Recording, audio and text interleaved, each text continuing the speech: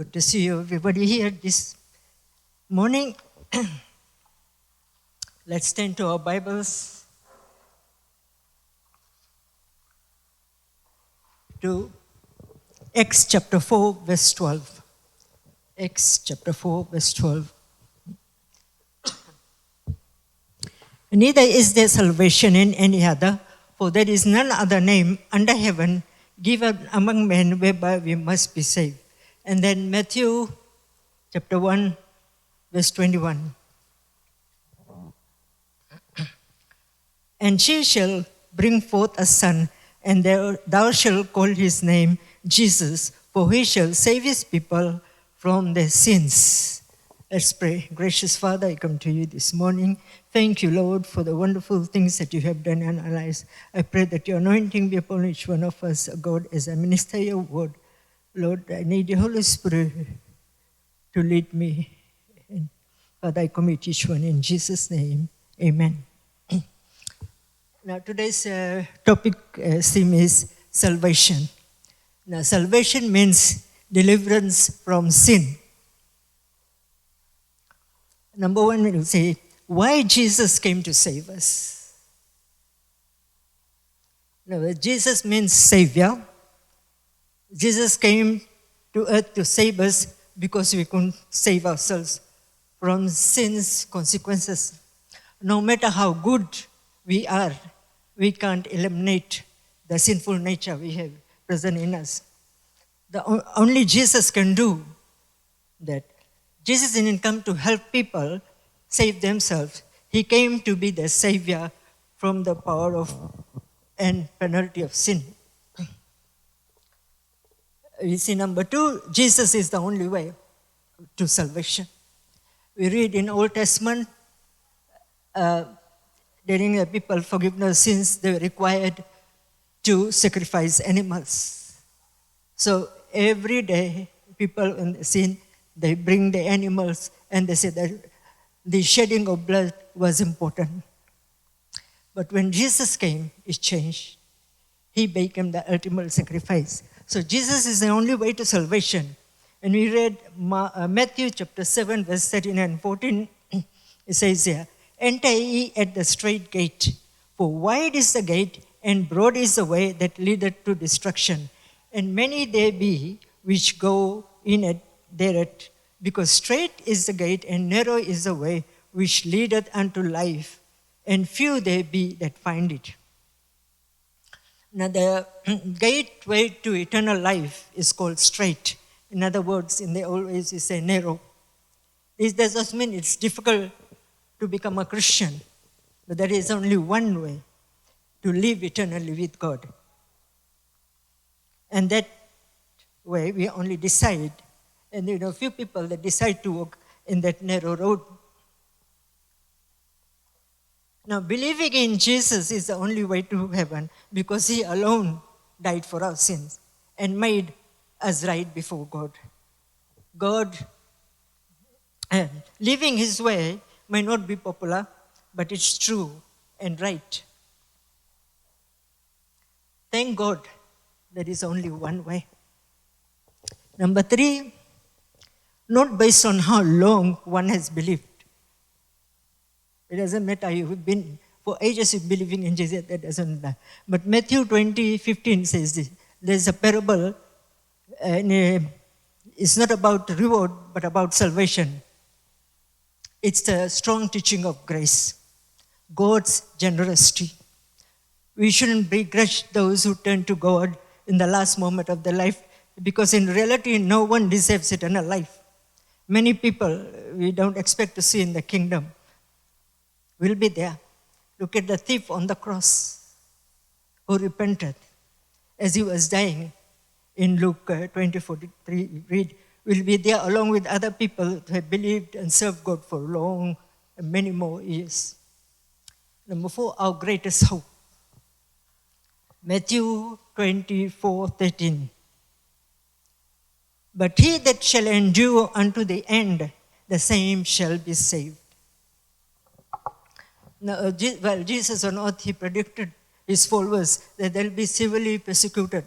And those who hated but stood For in the midst of this terrible persecution, however, they could have hope, knowing that salvation is theirs. When you are pressured to give up and turn back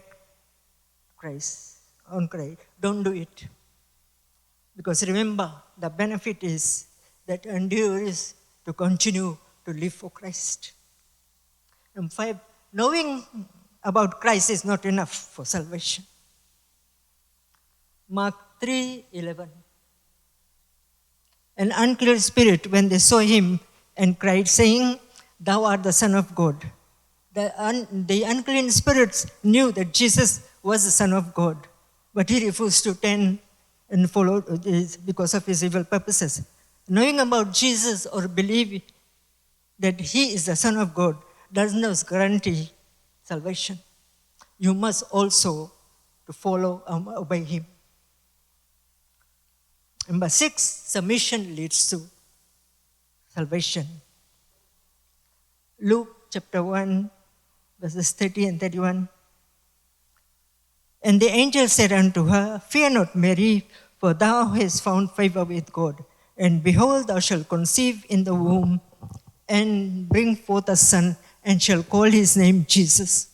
Now, God's favor does not automatically bring instant success or fame. His blessing on Mary, the honor of being the mother of a Messiah. You know what she will go through in the future. The much pain her peers will ridicule her. Her fiancé is come close to leaving her. Her son will be rejected and murdered. But through her son would come the world's only hope. And this is why Mary has been praised in countless generations as blessed among women. Her submission led to our salvation. Just think, if she had not taken, she knew what she was going through. But because she submitted, and she said that we have salvation today. If sorrow weighs you down and dims your hope, think of Mary and wait patiently for God to finish working out his plan. Number 7, how to receive salvation. In Romans 10, verses 8 to 10 and 13. But what said it? The word is nigh thee, even in thy mouth and in thy heart. That is the word of faith which we preach, that if thou shalt confess with thy mouth the Lord Jesus, and shalt believe in thine heart that God raised him from the dead, thou shalt be saved. For with the heart man believeth unto righteousness, and with the mouth confession is made unto salvation. And verse 13, for whosoever shall call upon the name of the Lord shall be saved. Now, finding salvation requires more concentration effort, and most people are willing to put forth. Obviously, they cannot save themselves. There is a way we can work ourselves into God's favor, but we must earnestly desire to know and diligently strive to follow him, whatever the cost may be. Sometimes when trials and temptation come, we falter. We say, oh, that is enough. But whatever happens, try to follow him. Whatever the cost is. We dare not put a making this decision because door will not stay open forever. Number 8, how do we get eternal life? Jesus tells us clearly, by knowing God the Father himself through his Son, Jesus Christ. Eternal life requires entering into a personal relationship. Individual needs to have a personal relationship with God and in Jesus Christ. When we admit our sin and turn away from it, God's love lives in us by the Holy Spirit. If you want to follow Christ, we must repent and be baptized. I know most of you are here that have believed in Jesus and have, become a born-again Christian. So we know what it's like when we accept Christ. Our life changes, it makes a difference. To repent means to turn from sin, changing the direction of your life, from selfishness and rebellion against God's law. At the same time, you must turn to Christ, depending on Him for forgiveness, mercy, and guidance and purpose. We know we cannot save ourselves, only God can save us. Repentance has two sides, turning away from sin and turning towards God. To be forgiven, we must do both. We cannot just say we believe and then live any way we want to. We have like being in two boats, and one leg one side, one another. We are bound to fall in the middle. So if you want to serve God, you have to fully follow His ways. You cannot be in the world and serving God too. Because we know that without reference to God, there is no one else can forgive us our sins. So determined to rid your life of sin, God points out and put your trust in Him alone to guide you. Number 9, responding to the God's invitation. In Luke 14:15 to 24. The man with Jesus saw the glory of God's kingdom, but he did not yet understand how to get in. Now, Jesus' story may turn down the invitation of the banquet. Remember, the king's son was going to meet it, so he invited all the people to come, but they had all had some excuses. Sometimes we do excuses coming to church, or I am busy, I am doing this. But here in the story, it says that they were invited to this banquet, but they had all had some excuses because the timing was inconvenient. We too can resist or delay responding to God's invitation. And our excuses may be, sound reasonable, like work duties, family responsibility, financial needs, or whatever it may be. Nevertheless, God's invitation is the most important event in our lives. And we know when we accepted Christ, He changed our life. He made us a new creation. Mm-hmm. Are you making excuses to avoid responding to God?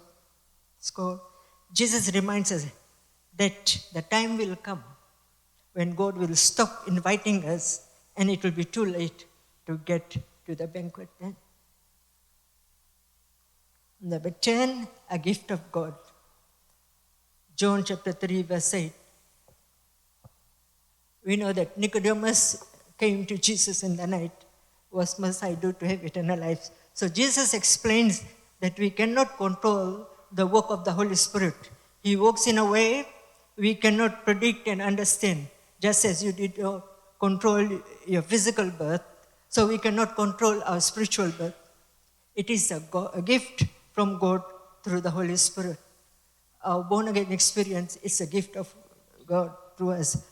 God, through His Holy Spirit, can reach anyone, and you should pray diligently for whomever He brings to your mind. We be a witness, an example to everyone with whom we can have contact. He may use you to do it, witnessing so others could be saved and be accepted in the kingdom of God.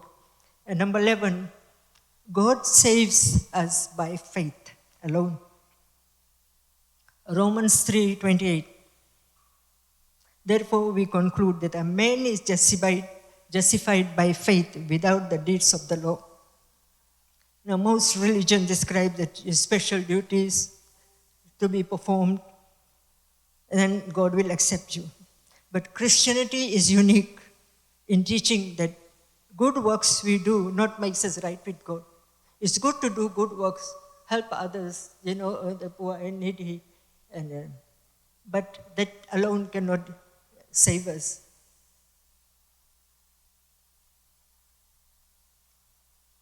No amount of human achievement or progress in personal development will close the gap between God's moral perfection and our imperfect daily performance.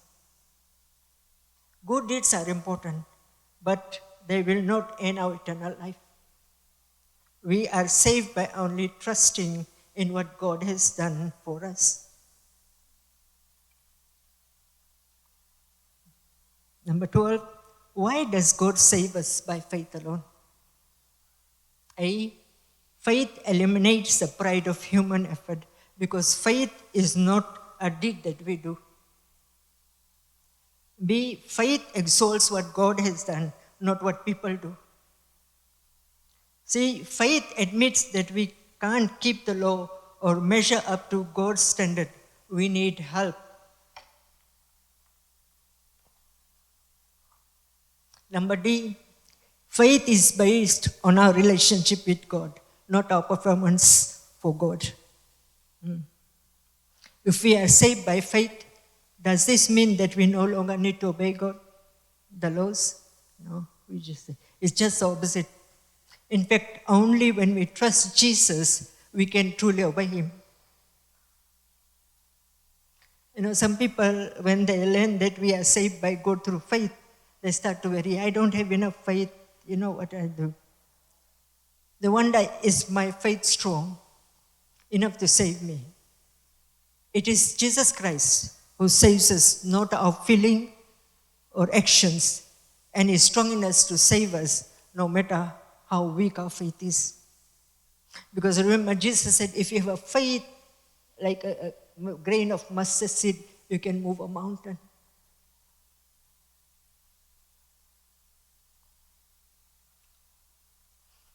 It is Jesus Christ who saves us and not our feelings or action, and He is strong enough to save us no matter how weak our faith is.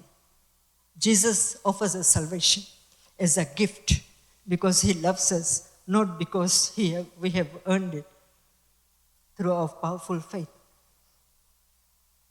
Then what is the role of faith?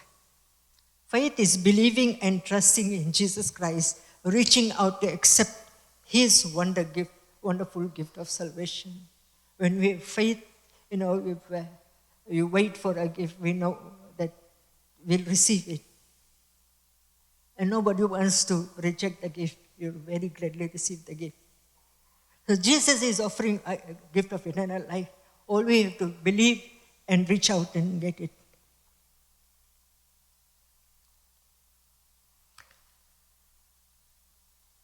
What can we do to get rid of our guilt? King David was guilty of terrible sin, and yet he experienced the joy of forgiveness. We too can have this joy when we, number one, quit denying our guilt and recognize we have sinned. And two, admit our guilt to God and ask His forgiveness. Three, let us go of your guilt and believe that God has forgiven us. Trusting in forgiveness. When our children do something wrong, they I'm sorry, we already accept them. God will accept no matter how great our sin is, whatever I do. But if we come and ask for forgiveness, God will forgive us. He'll never reject us. So we must remember that Jesus is willing and able to forgive our sins. In view of tremendous price He paid on the cross, God's word declares that sin confessed are sins forgiven. Christ purchased our freedom with His life. He is our Savior, our sacrifice of atonement. In the Old Testament, they killed the animals. In New Testament, Jesus Christ paid the price. He gave His life on the cross. He shed His sin. And through His death, we find remission of sin. God is justified. The sinners, God doesn't love sinners. Sins. But He loves the sinners. They have rebelled against Him and cut themselves off from His life-giving power. God declares Christ's death as the appropriate designated sacrifice for our sins. He stands in our place, having paid the penalty of death for our sin, and He completely satisfies God's demand.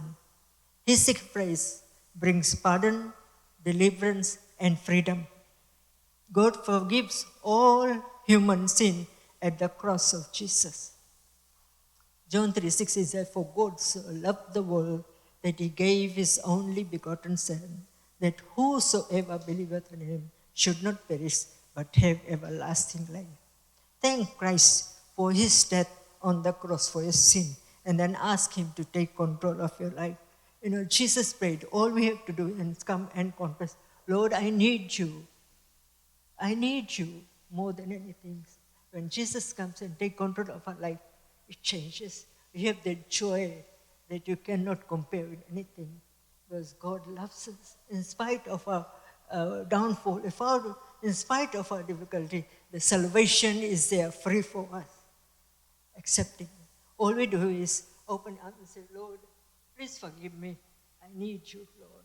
Jesus comes and takes control of our lives, and he gives us a new life, and he takes control of it. And that very moment when you accept Christ in our life, it changes. That very moment. So how wonderful, how magnificent our God is, our loving God who cares for us. In the end, he doesn't want anyone to perish. He wants all to be saved. All we have to do is, you don't have to work for it. All you do is believe, and the salvation is yours free. If you have not accepted Christ, now is the day. Accept him, and you see your life changes, and God's love continue to flow in. Let's pray. Gracious Father, I come to you. Thank you for that word. Lord, help us in this time, if we have backslidden, or if we have gone afar from you, Lord, and those that have not accepted, I pray that your mercy be upon each one. Lord, touch each one of us this morning. Help us that we continue, Lord, to look to you and know that salvation comes from you. It's a gift, Lord, and we accepted it. Thank you, Father. In Jesus' name, I commit each one in your hands. Amen.